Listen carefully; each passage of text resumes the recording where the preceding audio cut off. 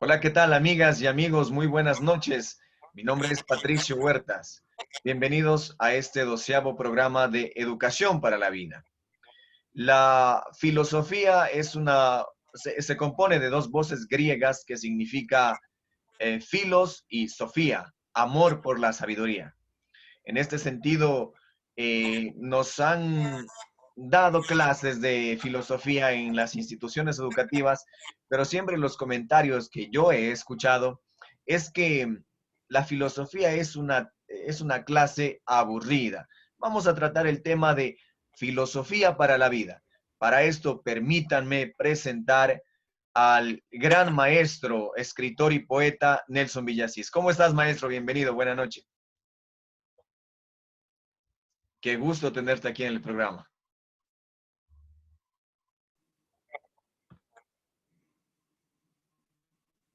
Sí, un gusto, Pato. Aquí nos encontramos tratando de abordar la temática que tú has mencionado.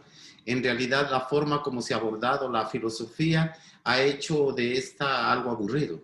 No es que la filosofía sea aburrida, la filosofía está implícita en el ser humano, porque si bien el concepto que diste en un principio es un concepto etimológico, en realidad filosofía es el estudio de la naturaleza, la sociedad y el pensamiento. Y también actualmente se le ha dicho que es una cosmovisión. La filosofía en sí mismo trata de abordar todos los niveles del pensamiento humano, su desenvolvimiento dentro de las sociedades y lo que tiene que ver con respecto a la naturaleza en sí mismo.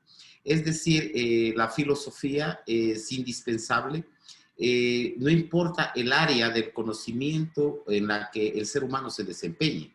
Alguien puede ser arquitecto, ingeniero, alguien puede ser biólogo, alguien puede ser físico, eso no interesa, pero siempre va a tener de por medio alguna filosofía en la cual sustente su pensamiento, porque si no tuviéramos filosofía significaría que no pensáramos, y eso es absurdo. Entonces, por eso es que yo te he dicho que la filosofía está implícita en la forma de vivir del ser humano. Es inevitable, lo está acompañando desde el mismo momento en que comienza a tener ideas. El mismo hecho en que tú tengas una idea, ya estás abordando de por sí una experiencia filosófica. Nelson, una pregunta. ¿La filosofía tiene que ver con la ideología o más bien con la espiritualidad? ¿La filosofía tiene que ver con la espiritualidad o es un campo aparte? Bueno, en realidad te digo, te voy a hablar de las dos cosas que me has mencionado. En un principio tú me mencionaste la ideología. La ideología es una parte que han agregado ciertos filósofos con el propósito de recomendar prácticamente o instituir sus formas de pensamiento en un nivel político.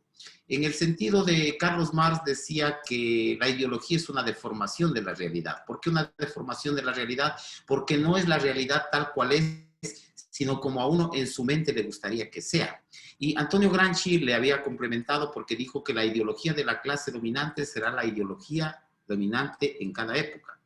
Yo, sin embargo, siempre he mencionado una historia que nos permita comprender qué es esto de la ideología, porque el propósito de la ideología es unir a las personas bajo un mismo pensamiento o una forma de ver la vida. O en ese sentido es bastante parecido a la religión, es decir, trata de reunir a las personas bajo un mismo dogma, creencia o pensamiento o idea. Entonces, Exacto. en ese aspecto, yo siempre había contado una historia de que existía un rey que era un sanguinario y que era muy millonario. Y como era sanguinario, se cuenta que también tenía una afición desmesurada por las matemáticas. Y cierto día hizo el cálculo estadístico de la estatura promedio de los habitantes de su pueblo y mandó a construir una cama en oro, perlas, diamantes, rubíes, es decir, con las piedras más preciosas. Y comenzó a decir que aquel que diera con la estatura promedio de la cama, con exactitud, se llevara la cama. La gente hizo largas filas, pero nadie andaba con la estatura. Aquellos que quedaban muy pequeños tenía unos 4 gladiadores que les estiraban hasta que den con el tamaño de la cama, porque la cama no podía ser reformada, el hombre sí, y terminaban muriendo. Otros quedaban muy gigantes y los aplastaban de la misma forma hasta que morían. En realidad, casi todos los habitantes del pueblo murieron hasta que otros ya no se arriesgaron más. Porque eso es lo que hacen las ideologías, es querer hacerte forzar a que tú entres en una cama ya prediseñada. Cuando tú tienes las inquietudes y tus propios razonamientos y tus propios pensamientos, no tendrías por qué seguir un dogma bastante parecido a la religión. Entonces, bajo ese aspecto, primero quería señalar sobre la ideología y ahora vamos por la parte donde tú me estás preguntando de la espiritualidad. La espiritualidad trasciende las filosofías. Por ejemplo, en el Zen se dice que la filosofía es especulativa porque siempre es una forma de ver a través de la mente las cosas, mientras que dicen que la espiritualidad debe ser vivencial. Es decir, algo que tú practiques en el día a día y que sea parte de la experiencia de tu ser. Por eso es que en el Zen ellos no siguen libros sagrados, ellos no tienen textos sagrados, ellos no tienen oraciones, porque en ese sentido, o sea, tú no necesitas de esas cosas para ser espiritual. Lastimosamente en nuestra sociedad han confundido que ser espiritual es tener una religión. No, tener una religión no es ser espiritual. Tener una religión es seguir un dogma, seguir una filosofía preestablecida o una teología, como realmente se llama. Teología significa el tratado de Dios, ¿no? Por eso de ahí teo es Dios y ateo es la persona sin Dios. Entonces, bajo ese contexto, te puedo decir que la espiritualidad no se aficiona por ninguna situación religiosa cuando es verdadera espiritualidad. Y no importa la afición religiosa que tú tengas, debe enfocarse en la ejemplificación humana de tus actividades, porque yo puedo ser espiritual mientras riego las plantas, puedo ser espiritual mientras escucho el canto de un pájaro o mientras acaricio a mi perro. Es decir, la espiritualidad es una práctica existencial en donde elevas las condiciones del espíritu a un nivel inclusive más allá de lo poético, porque se transforma en totalmente vivencial. Nelson, siempre me gusta charlar contigo, nos conocemos ya un par de años Años. y, y a mí me gusta tu manera de explicar la filosofía, porque siempre lo haces con estas historias, ¿no? Estas historias muy prácticas donde uno comprende muy bien. Yo quería preguntarte, ¿no? Porque recientemente, hace como un par de días, un compañero me dijo que la filosofía era la materia más aburrida que le habían dado en el colegio, ¿no? Entonces, ¿cómo enamorarles a los estudiantes de la filosofía? ¿Cómo transmitirles este amor por la sabiduría mismo que dice etimológicamente la filosofía, ¿no? ¿O cómo dar esa materia? ¿Es posible enfrascar la filosofía en una materia? La verdad es que no se equivoca tu amigo, pero no solo había que encasillarle a la filosofía, sino a todas las ciencias. Se las da de manera equivocada. Por ejemplo, cuando a ti te dan físicas, llega un profesor y comienza a llenar la pizarra de fórmulas, no entiendes nada y te parece también algo sumamente aburrido. Cuando te dan matemáticas es lo mismo, cuando te dan geografía es lo mismo. Es decir, los mecanismos pedagógicos son los que realmente están fallando. Porque, por ejemplo, para dar filosofía uno puede empezar a hablar de eros, que es el amor. Podrías tocar el tema del erotismo, el sexo, podrías tocar el tema de la muerte, es decir, cosas con las que la gente se relaciona todos los días y es que ahí va aconteciendo el encanto, es decir, la forma como se abordan las temáticas a través de una pedagogía adecuada es la que debe ser hallada por el educador, debe que ser hallada por el capacitador o el conferencista. Muchas veces equivocamos queriendo nos dar de academicistas, es decir, comenzamos a enumerar un sinnúmero de conceptos y eso a quien quiera le aburre. O sea, ponerte a hacer citas, a hacer conceptos o a enumerar libros y autores es la cosa más absurda que existe. Por ejemplo, tú sabes muy bien que hace muchos años se hizo un libro bastante pedagógico y además de ese libro se hizo una película que se llama El mundo de Sofía, donde una niña recibe una carta, ¿no? Y que le pregunta quién eres, y ella empieza a cuestionarse desde ahí quién soy. Ella dice soy Sofía Amundsen, pero en realidad en la noche pensaba yo soy Sofía Amundsen, pero ¿quién es Sofía Amundsen? Entonces imagínate, hacerle interesar a las personas a través de las prácticas del amor, porque el amor tiene unos misterios fascinantes. Entonces, cuando tú comiences a relacionarte con tus personas con quienes estás educando sobre esta temática, a través de las experiencias cotidianas, van a hallar el encanto y a través de eso les vas a hacer comprender todas las situaciones filosóficas en que han han pensado los grandes filósofos que han existido en esta humanidad, ¿no? Siempre hay que pasar por el camino de los griegos, los oscurantistas, los filósofos que llovieron en el siglo XIX, los escasos filósofos del siglo XX, sobre todo el siglo XX solo nos aportó una filosofía llamada el existencialismo, ¿no? Que se resume en vida más angustia y desigual a nada. Antes de eso existió el racionalismo crítico con Karl Popper. Fíjate que él te dice, en lugar de buscar la verdad, nosotros deberíamos dedicarnos a encontrar las mentiras. Y cuando encontremos las mentiras, la verdad flotará por sí misma. Eso suena fascinante, ¿no? Aunque filosóficamente es muy discutible, porque si vamos en ese sentido, vamos a terminar con que todo es una falsedad, porque tú sabes que hay culturas, hay pensamientos, hay tradiciones que se dan en cada región, y las formas de ver en cada región el mundo son distintas. O sea, por ejemplo, para la sociedad occidental, desde la época de la liberación sexual, especialmente en los años 60, hablar de sexo se volvió muy común. Hoy por hoy se puede hablar abiertamente en la sociedad occidental del sexo, pero sin embargo hay una temática que nadie quiere hablar, la muerte. Fíjate, en cambio en la sociedad oriental es al revés. Allá está prohibido, te digo, hablar de sexo, pero en cambio de la muerte es algo muy común, porque para la forma de pensamiento de ellos no creen que la muerte exista. Ellos piensan que esta vida es puro sueño, es maya, les llaman. Es decir, no es algo real. Y el momento en que tú mueres, por fin has entrado en la realidad. Entonces, fíjate, son cosmovisiones distintas en las cuales puedes hacer una interacción muy, muy, muy linda, muy elegante.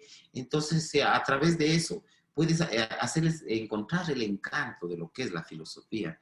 Y abordar la filosofía no desde el sentido totalmente epistemológico de conceptos, porque los filósofos son muy confusos.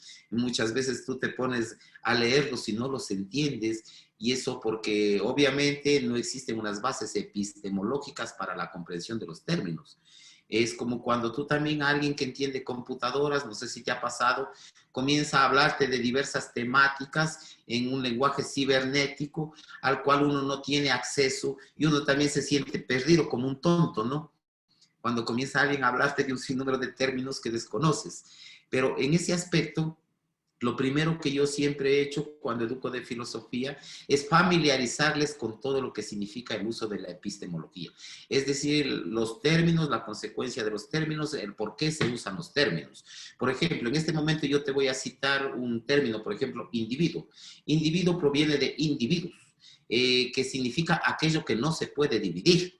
Es decir, es algo integral.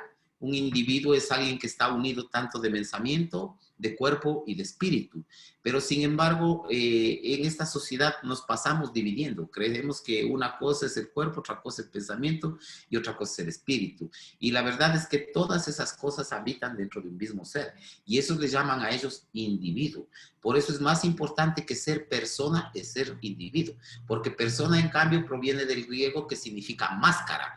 Porque los antiguos griegos usaban para sus grandes ejecuciones teatrales máscaras. Y a eso le llamaban personas. Y de ahí vienen las palabras en la actuación de personaje. ¿Me vas comprendiendo? Entonces, cuando uno le va haciendo entender a la persona, por ejemplo, de dónde viene el amor, por ejemplo, hablar el amor en los griegos es fascinante, ¿no? Porque ellos dicen que existen 3 etapas dentro del amor, Pato. Por ejemplo, la primera dicen que la etapa más baja es la etapa de Eros, que es el amor sensual, el amor poético, el amor por los atractivos físicos. Es decir, por eso es que se le reduce al plano carnal. Te gusta una mujer, sus curvas, sus ojos, te sientes atraído, sientes unas sensaciones poéticas. Entonces, es un amor totalmente físico y ellos le llaman un amor bajo, un amor subterráneo. Ellos dicen que cuando tú has tenido tiempo de trascender y de crecer un poquito, podrías llegar a conocer filia. Filia es la capacidad y madurez de amar inclusive a personas que piensen diferente como tú, o a personas que sean muy distintas a lo que tú eres. Entonces, y ellos dicen que inclusive cuando has llegado a filia, tú podrías amar inclusive al tigre que de ese momento te va a asesinar. ¿Me comprendes? Pero luego existe otro estado del amor que le llaman los griegos, que le llaman el ágape.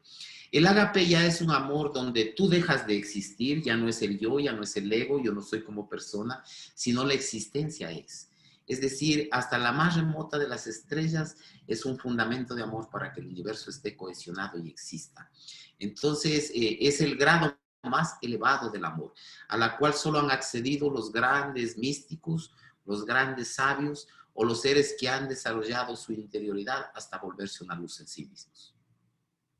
Nelson, interesante, ¿no? Realmente este es un tema muy extenso y sin duda tendré que invitarte a a unos cuantos programas para tratar este tema. Pero vamos a ir analizando en este primer programa de filosofía para la vida algunos aspectos generales de lo que es la filosofía, la importancia de tenerlo en nuestras vidas, la importancia de analizar de dónde provienen las palabras, qué significan los conceptos y claro, tú has dedicado toda tu vida a estudiar filosofía y a ser también un guía espiritual. Entonces, interesante conversar contigo, Nelson.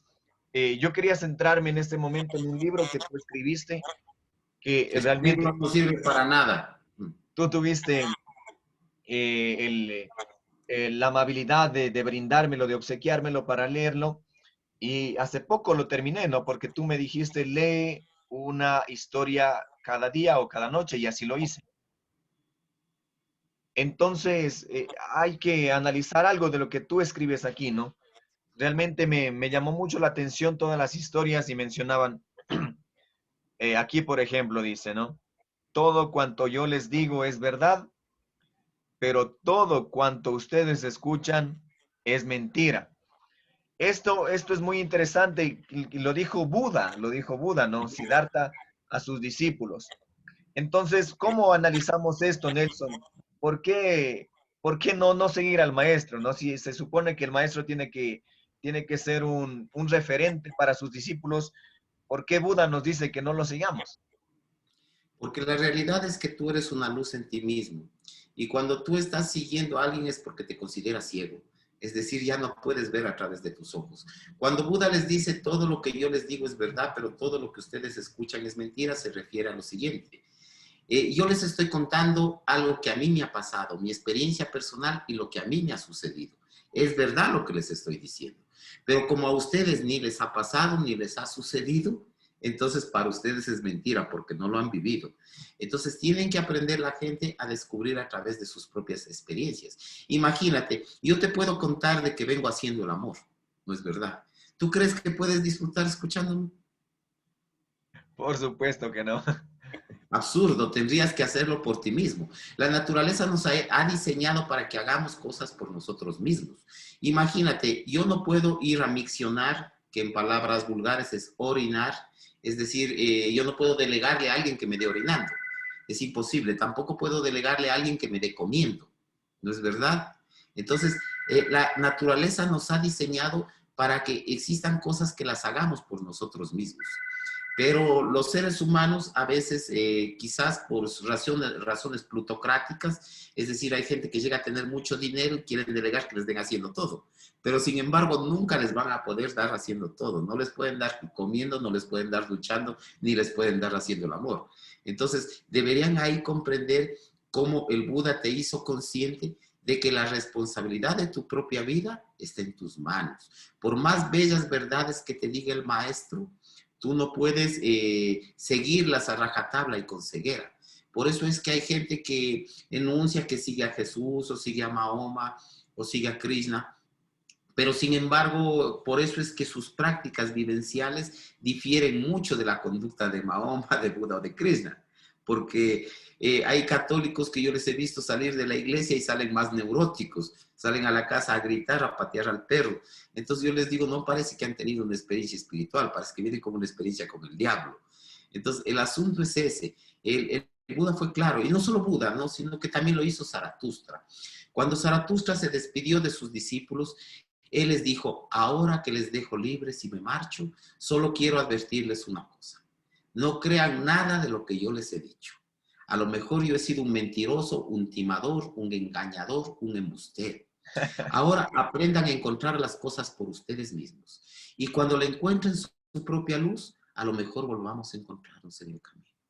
Imagínate qué maravillosa cosa la que dice Zaratustra, porque Nietzsche, verás, Nietzsche le estudia a Zaratustra desde un asunto poético, filosófico, pero en realidad él no lo indagó a Zaratustra el místico, porque Zaratustra era un místico.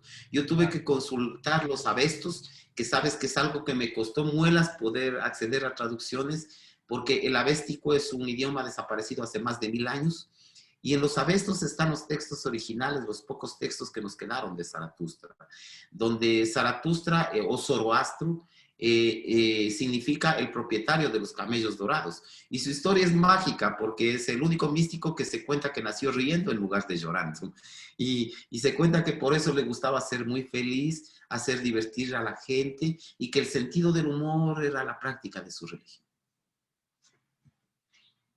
Genial, Nelson. Sin duda, bueno, a mí me gusta mucho la filosofía, ¿no? Zoroastro, la vida de Confucio, Lao Tse. Y hay otro personaje interesante, ¿no? Como es Khalil Gibran, que también es un gran ¿Ah? filósofo, un gran escritor. Y nosotros analizamos un texto que es El Loco, ¿no? Uh El -huh. loco que tiene las 7 máscaras y se las quita. Tú habías mencionado ya, ¿no? Que tenemos máscaras en el sentido de fingir algo que no somos, tal vez, ¿no? Para aparentar con la sociedad o para, no sé, Satisfacer a la sociedad. roles sociales. Tú has escrito algo muy interesante en el libro, también vamos a leer otra frase. Hay personas que se matan lentamente, se suicidan durante 80 años. ¿Realmente pueden existir personas así, Nelson? Sabes que el mundo está lleno de esas personas, ¿no? Que es lo más lamentable. La gente no aprende a vivir. ¿Me das un minuto? Quiero... Claro que sí, Nelson, con mucho gusto. Nosotros aquí vamos a seguir. Mil disculpas, tenía que apagar el teléfono, ¿no? Sí, no te Y lo dejé encendido. Bueno, estábamos hablando en este momento acerca de la estábamos frase que me hablando de, citaste. Vuélveme a citar la frase que me citaste. estábamos hablando de una frase que tú escribes en el libro. Este libro no sirve para nada, Reflexiones de un perfecto ignorante, donde dices que hay personas que se matan lentamente y se suicidan durante 80 años. Exacto, yo te había dicho que estamos inundados de esas personas. Las personas no viven, las personas fingen vivir, las personas quieren alcanzar cosas para su ego. Por eso es que algunos buscan alcanzar mucho dinero, otros buscan ser grandes conquistadores, llenarse de diamantes, cualquier cosa, o buscan ser famosos, cualquier cosa que les satisfaga el ego. Pero satisfacer tu ego no te trae realmente felicidad, ni significa que tú has vivido. Porque fíjate lo que significa que tú llegues a ser una persona famosa o millonaria y no puedas disfrutar de los millones que tú tienes. Por ejemplo, sé por ahí que Jennifer López tenía un Ferrari, pero nunca lo usaba. Entonces, imagínate lo que es eso, ¿no? Imagínate, sabía que Shakira a los conciertos llegaba y le pedían unos manjares increíbles, pero dentro del contrato de ella tenía prohibido subir más allá de 6 libras. Es decir, tienes todos los postres y manjares y no puedes comerlos. Entonces, qué absurdo es este mundo, ¿no? En ese sentido de que las personas no se permiten vivir, porque están condicionadas a lo que debe satisfacer a los demás, a la sociedad. Entonces, estas personas van suicidándose lentamente. Día tras día es como que se van quitando un poco de vida. Cuando la persona quiere vivir, salta, ríe, canta, baila, procede naturalmente. Imagínate, tú puedes salir tranquilamente a pasear, a caminar por la vereda, chuparte un helado sentado en la acera y no pasa nada. Si eso hiciera el señor Donald Trump, ¿qué crees que pasaría? Si a Donald Trump se pone en la vereda a chupar un helado, tomar una cerveza, mañana está en todos los noticieros del mundo y se Claro. le acabó la vida. Es decir, la gente va perdiendo la libertad a medida que se va atando a cosas que quiere alcanzar. Y es por ello que muchas veces se pierden de vivir. En cambio, la persona que se atreve a vivir es aquella que procede naturalmente. Muchas veces no puede ser el más beneficiado en lo económico, pero sin embargo puede ser el millonario en su espíritu y en sus vivencias. De ahí recuerda mucho, por ejemplo, a Diógenes, ¿no? Diógenes el cínico, quien vivió pero a full, se dio todos los placeres posibles de la vida e inclusive el placer más grande que fue dueño de su propia muerte, porque cuando ya había pasado los 80 años, él dijo, es suficiente ya lo que he vivido, y solo se sentó y dejó de respirar y murió. Tan dueño era de sí mismo que hasta se dio el placer de decidir el momento en que debía morir. Entonces, fíjate, pero hay personas que en su gran mayoría están atadas a un trabajo, a un condicionamiento, a un contrato matrimonial, están atadas a algo que no les permite vivir. Y de ahí les has de escuchar a amigos comunes que siempre andan metiendo pretextos o siempre andan hallando disculpas. Ellos siempre andan diciendo, por ejemplo, algún día me voy a ir, algún día voy a hacer esto. Y pasan los años y ese día nunca llega, porque muchas veces quizá lo que tú amaste es hacer música, pero te diste cuenta que haciendo música no ibas a ser millonario, ni ibas a tener plata, y dejaste tu verdadero amor por dedicarte, yo que sé, a una empresa, a un negocio, a un comercio, que no realmente te estaba haciendo feliz. Entonces, no es que esté mal estar en un negocio, una empresa o una actividad, pero no hay que dejar la pasión por la que existes. Por ejemplo, yo tengo un gran amigo mío, él trabaja con discapacitados en Alemania, en Stuttgart, tiene un buen trabajo, una excelente remuneración, pero él, por ejemplo, es rockero y sabes que todos los viernes y sábados va a un bar a tocar rock. O sea, se olvida del trabajo en que venía haciendo y dice, mi trabajo me sirve para pagarme los placeres que me hacen feliz. Qué genial, ¿no? Y qué felicidad conocer eso, porque en realidad sí se puede, ¿no? Sí se puede como mantener una armonía entre lo que la sociedad que nos rodea quiere de nosotros y lo que nosotros queremos de la sociedad para lograr llegar a un consenso y ser felices. En este sentido, juega mucho, juega un papel importante lo que es el miedo, Nelson. ¿Por qué las personas tenemos tanto miedo de ser felices, o tanto miedo de arriesgarnos a hacer algo que a nosotros nos dé placer, nos produzca un sentimiento de felicidad? ¿Es positivo, es negativo el miedo? ¿Cómo lo analizas tú desde la parte filosófica? Lo que sucede es que el miedo nos han educado desde la niñez. Por ejemplo, cuando tú eres pequeñito, eres niño, quieres trepar unas gradas, un árbol, enseguida los padres dicen, ¡cuidado! Y te asustan.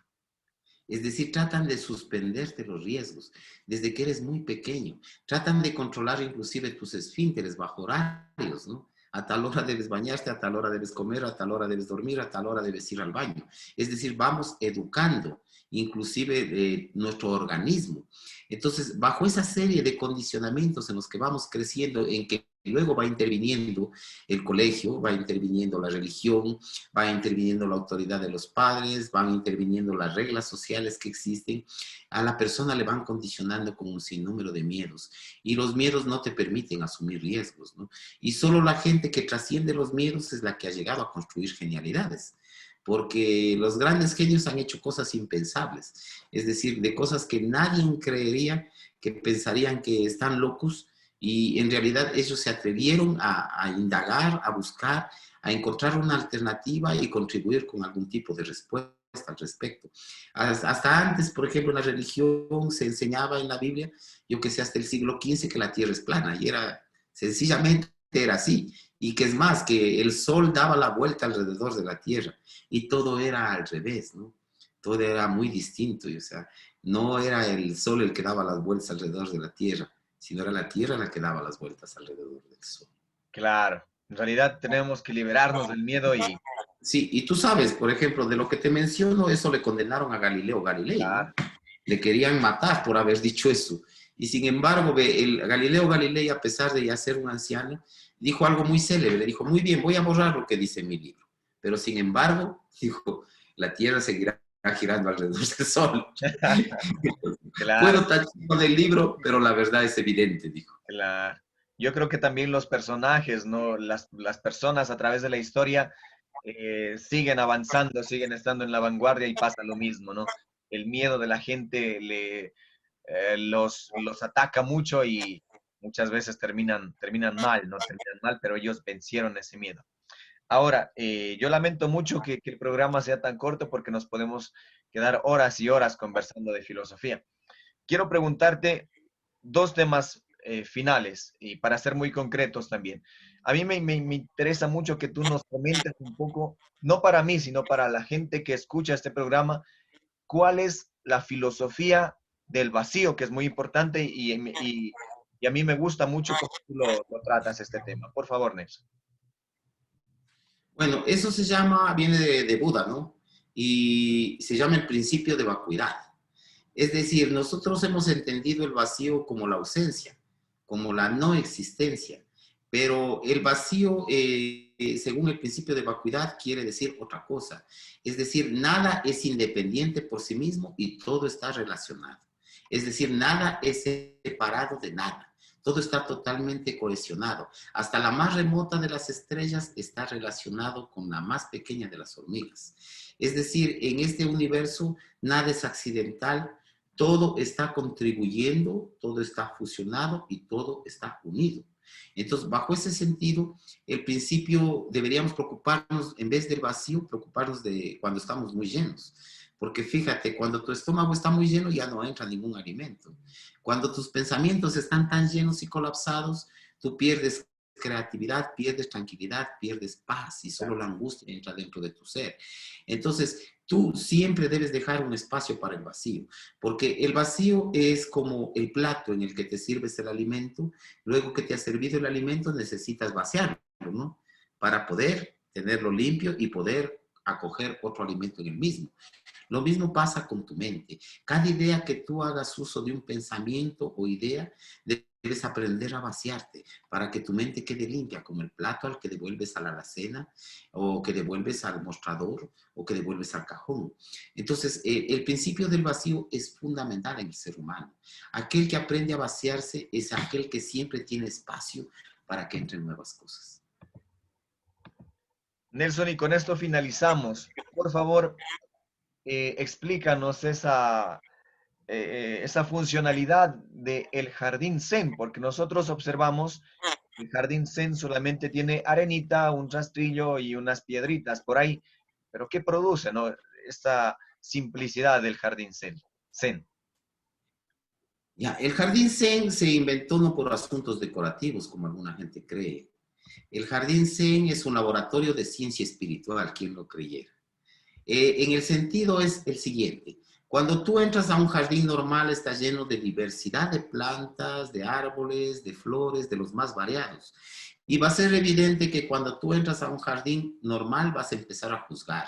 Tú vas a decir, están bonitos los claveles, pero no sé, los girasoles no me gustan mucho ahí. O tú vas a decir, yo qué sé, están hermosas las rosas, pero yo no sé qué hace un cactus ahí o un árbol de naranja.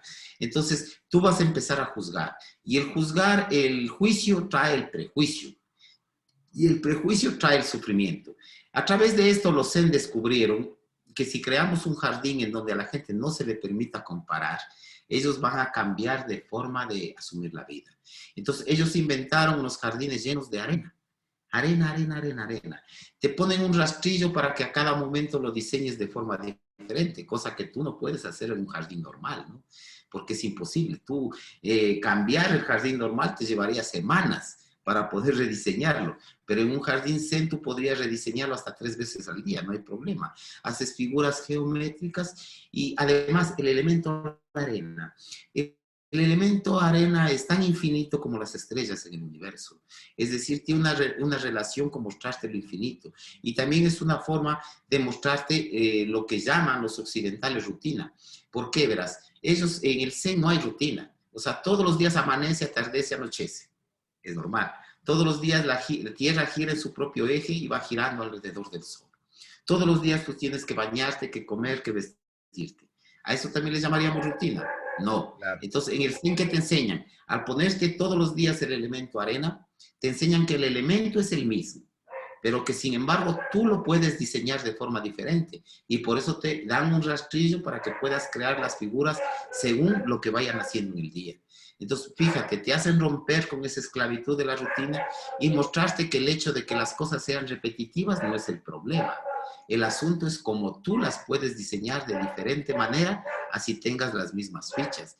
Entonces, el Zen nos dio un laboratorio espiritual que es a través del jardín Zen. El jardín Zen nos permite el espacio, son maravillosos, no hay nada que comparar ni nada por qué sufrir. Genial, Nelson, muchas gracias por explicarnos lo que es el jardín Zen, ¿no? Tú eres un conocedor de toda la filosofía budista y la filosofía Zen, que también va mucho más allá, según lo que yo creo. Yo en verdad lamento mucho Sí, que el programa sea tan corto, tenemos que ir con espacios muy cortos para que la gente tome lo que le interese y se enganche con el programa, ¿no? El tema de la filosofía es muy amplio y vamos a irlo tratando de a poco. Les invito a todos a comprar, a conseguir este libro. Este libro no sirve para nada de nuestro invitado de la noche de hoy, Reflexiones de un perfecto ignorante. Eh, Tenemos todavía mucho que tratar, Nelson, analizar a Zoroastro a profundidad, a Buda, a Lao Tse, a Jesús mismo, que fue un gran filósofo, sus estudios también budistas, mucho más allá, ¿no? El Tao Te Ching, y bueno, es un sinfín de temas a estudiar en filosofía. Nelson, yo quisiera pedirte un... claro, Nietzsche, Simone de Beauvoir, muchos. Me gustaría, con esto concluyo, ¿no? Hemos hecho este programa así, muy, no de una manera formal, sino en un desorden total, ¿no? Porque tú sabes que el desorden lleva al orden y el orden al desorden. Un mensaje Principio del final, orden. Nelson, por favor. Un mensaje ¿Mm? final para los amigos. Vivan, siempre hay tiempo, dejen de meter pretextos y utilicen cada instante como para sonreír. Inclusive a la tristeza más grande, a la angustia más dolorosa, hay que sacarle su propio provecho también. Hay veces donde se puede escuchar música, comer rico, hay tantas cosas por hacer, no desaprovechen un solo momento. Muchísimas gracias. Estuvo con nosotros Nelson Villasís, gran escritor, gran poeta, gran periodista de la provincia de Imbabura, ibarreño, por supuesto. Muchas gracias, Nelson, y hasta una próxima oportunidad donde seguiremos conversando. Gracias, maestro. Ok. Buenas noches.